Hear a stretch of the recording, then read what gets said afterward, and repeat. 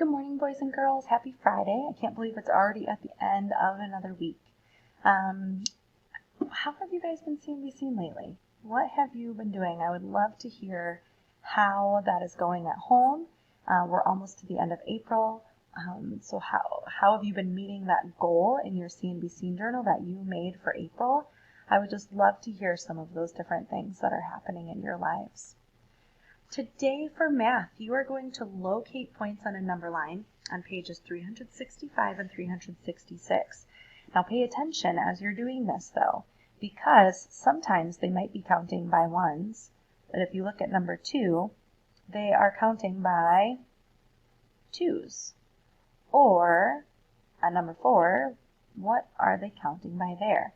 So pay attention. You have to make sure you're really looking to see what point you need to be looking at. Sometimes you have to find point A. Sometimes they give you a choice between point A and point B, and you need to decide which number or what letter the number goes with. So you just really need to use those eyes today as you are doing your math. For social studies today, you can choose to either do a maps lesson or a Scholastic Weekly Reader. Again, some of you are finished with your weekly readers, so maps lessons are great to do. For reading today, you're going to complete this worksheet, page 226. You're going to do some word play. It's called onomatopoeia, where you have a word that sounds like an object or an action that it names. So the example they give is buzz. The bees buzz from flower to flower. You're going to use all 6 words in 6 different sentences. Roar, pop, zip, beep, crunch, splash. So you need to use those words in full sentences. Make sure you remember capitals and your ending marks. And then you're going to read your treasures book, pages 362 through 365.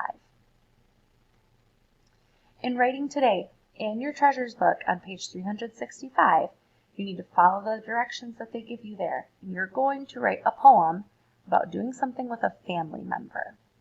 Excited to read those. Phonics, you're going to do more practice today with your syllaboards and your suffixes. Spelling, keep practicing those words that you had wrong. You'll have a spelling test next week. And Bible, keep working on Psalm 23.